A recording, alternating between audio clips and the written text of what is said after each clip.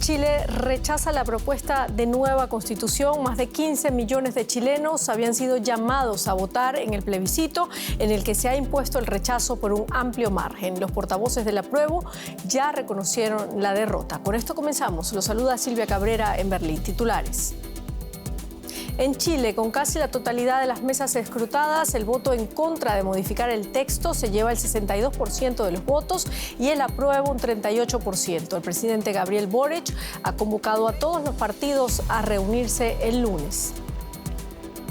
El primer ministro ucraniano pide más armas a Alemania para repeler el ataque ruso. Denis Shmyhal se reunió en Berlín con el canciller Olaf Scholz. Además de agradecer el apoyo alemán a Kiev, reclamó sistemas de defensa aérea, así como más ayuda financiera.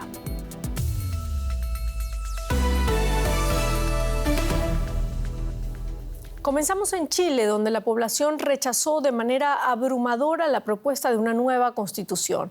Con casi la totalidad de las mesas escrutadas, la opción del rechazo obtuvo el 62% de los votos. Como consecuencia, en Chile seguirá vigente la actual ley fundamental, aunque el presidente Gabriel Boric ya anunció que convocará un nuevo proceso constituyente y de paso un ajuste de su equipo de gobierno para enfrentar este nuevo desafío. En la misma línea, los dirigentes de los partidos de oposición ya ratificaron su compromiso de impulsar la búsqueda de una nueva Carta Magna. La participación en el plebiscito de carácter obligatorio superó el 80%. Y vamos ahora directamente a Santiago, nuestro enviado especial Johan Ramírez con más detalles. Johan, el resultado es irremontable. Los chilenos decidieron rechazar la propuesta que durante un año trabajó la Convención Constitucional. ¿Cuál es el ambiente en la capital chilena a esta hora? Un ambiente, Silvia, dividido, ¿no? Como estaba el país realmente, una parte de la ciudad celebra el resultado, la victoria del rechazo, otra parte pues son caras largas. Estamos acá muy cerca de la Plaza Italia, ese lugar emblemático donde se desarrolló el estallido social, donde tuvieron lugar importantes manifestaciones en octubre, noviembre de 2019, y allí hasta hace un minuto estábamos allí, la situación pues ahí yo diría varios miles de personas allí concentradas, hasta ahora de forma pacífica, pero se acercaba de manera, digamos, inexplicable una caravana de gente que celebraba la victoria del rechazo, y allí el ambiente se puso un poco tenso y tuvimos que venirnos acá. Entonces, en las calles el ambiente, como te decía, un poco tenso en ese sentido. La élite política pues también dividida. El presidente Gabriel Boric estuvo reunido desde temprano presidiendo un comité político y se espera que mañana se reúna con las distintas fracciones, los distintos partidos políticos para decidir cuáles serán los próximos pasos a partir de del resultado de este plebiscito del día de hoy, Silvia. ¿Qué va a pasar ahora? ¿Habrá un nuevo proceso constituyente? Creo que eso va a depender precisamente de lo que el presidente Boric y las distintas fracciones conversen mañana y en los próximos días. Sin embargo, ya anticipando una eventual victoria del rechazo, los partidos políticos y el gobierno habían llegado a una suerte de acuerdo en el que, de ganar el rechazo, iba a iniciarse entonces un nuevo proceso constituyente. Sería muy probable que una nueva asamblea constituyente o convención constitucional sea elegida y que entonces se escriba un nuevo proyecto de constitución. Ahora, ¿se va a partir de cero en ese proyecto? ¿Se va a tomar como base el proyecto, la propuesta que se votó el día de hoy? Todas esas preguntas estarán por responderse en los próximos días, pero creo que hay un consenso general de que la Constitución de 1980 heredada de la dictadura debe quedar en el pasado y que Chile necesita definitivamente una nueva Constitución, que no es esta que se votó hoy, pero que será entonces un nuevo proceso el que dará nacimiento a esa nueva Constitución, Silvia. Johan Ramírez desde Santiago, gracias por este análisis.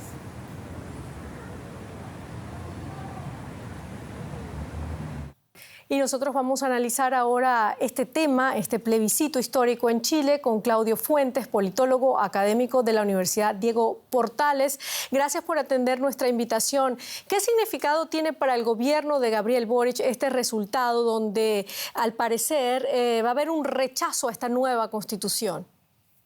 A ver, primero, yo creo que el gobierno estaba muy atado al destino del plebiscito en términos de que el ideario es similar, y en segundo lugar el presidente se la jugó por por el plebiscito y por lo tanto tiene un impacto político significativo, aunque eso no significa ni su salida ni nada que se le parezca. Lo que va a suceder es que se va a cobrar lo que dijo la gente del rechazo, que decían queremos una nueva constitución, pero una otra constitución, no esta que se plebiscitó, y por lo tanto muy probablemente se va a iniciar un diálogo político para avanzar hacia una nueva constitución bajo otro mecanismo. ¿Qué repercusiones tendría para el futuro del país este rechazo con un amplio margen contra, esa nueva constitución?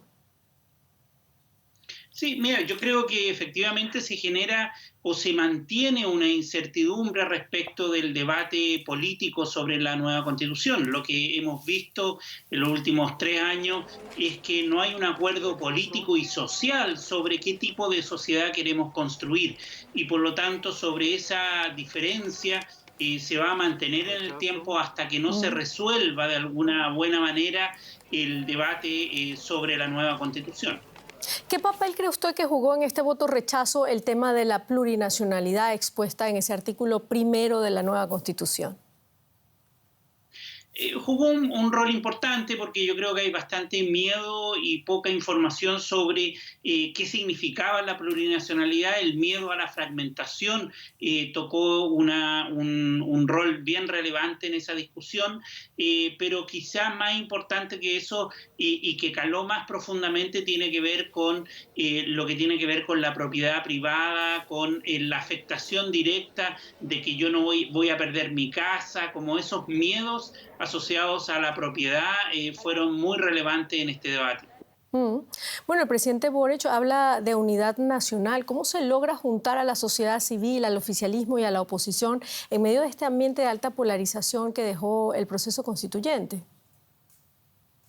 Sí, mira, yo creo que Chile desde los años 90 ha estado dividido entre un segmento de derecha y otro de centroizquierda o de izquierda más recientemente, y que no logran llegar a ciertos acuerdos básicos sobre salud, pensiones, bienestar en general, impuestos. Y por lo tanto yo creo que el debate constituyente lo que refleja es la división preexistente que ha sido parte de la política chilena en los últimos 20, 25 años. Por lo tanto, creo que efectivamente lo que se va a requerir es mucha negociación política, mucho acuerdo para llegar a unar cierto consenso básico sobre un nuevo pacto constitucional.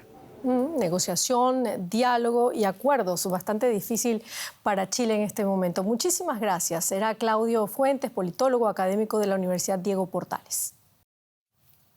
Cambiamos de tema. En Argentina, el juicio por presunta corrupción contra la vicepresidenta Cristina Fernández de Kirchner y otras 12 personas se reanuda este lunes con los alegatos de la defensa. Pero el proceso continuará en un ambiente de crispación y conmoción política luego del fallido atentado contra la exmandataria. La actual senadora está acusada de haber favorecido durante su gobierno a un empresario en la atribución de licitaciones de obras públicas.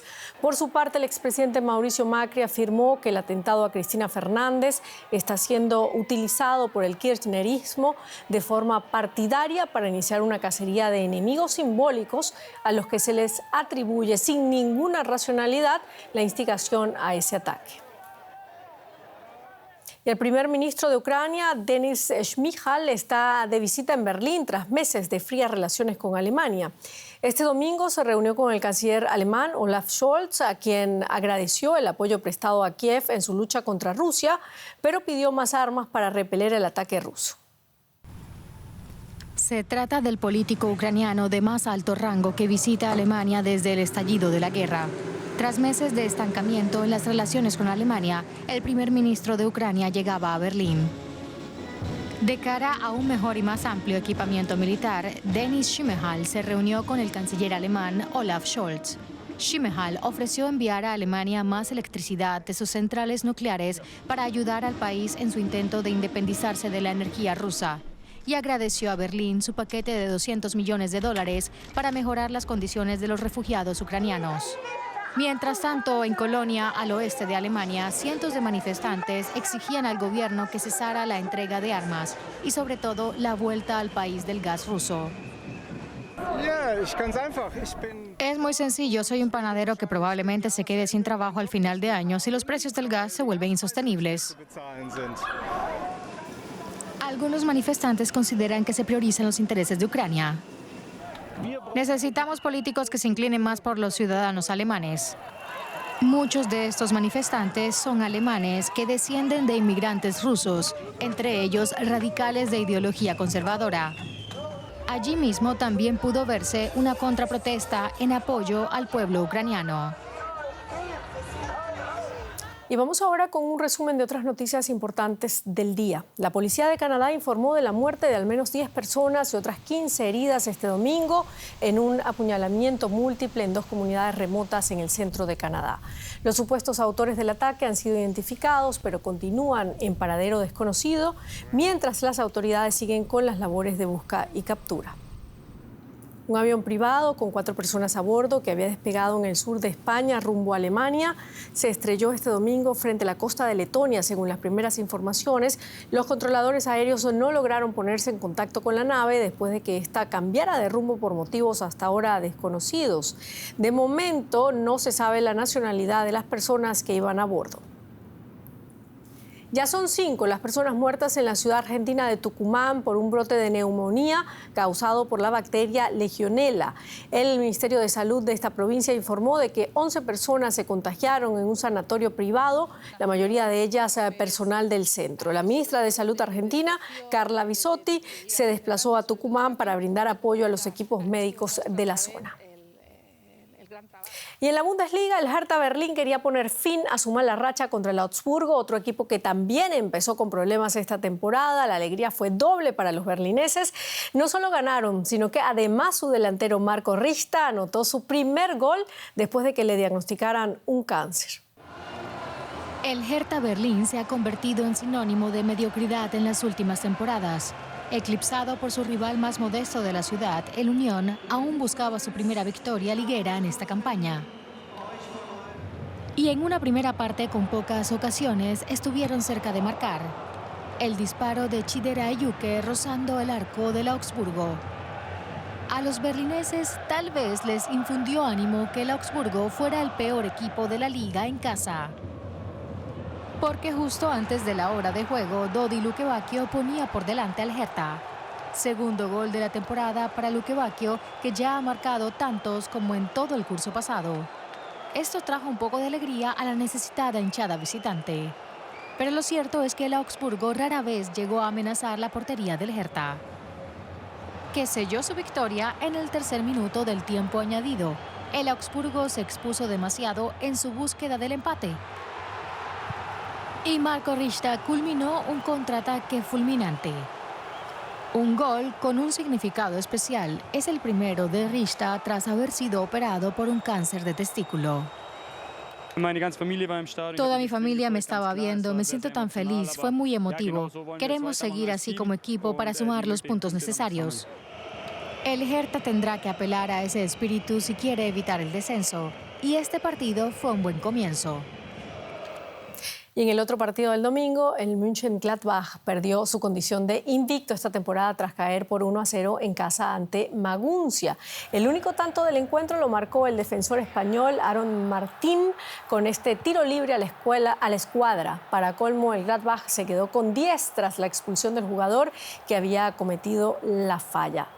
Con esta victoria, el Maguncia supera a su rival en la tabla y se sitúa en la 5ª posición. Y así queda la clasificación de la Bundesliga tras 5 semanas desde el inicio de la temporada. El Friburgo es el líder por segunda vez en su historia, superando al Dortmund en diferencia de goles. El Bayern Múnich en tercer lugar después de su empate con el Unión Berlín este sábado.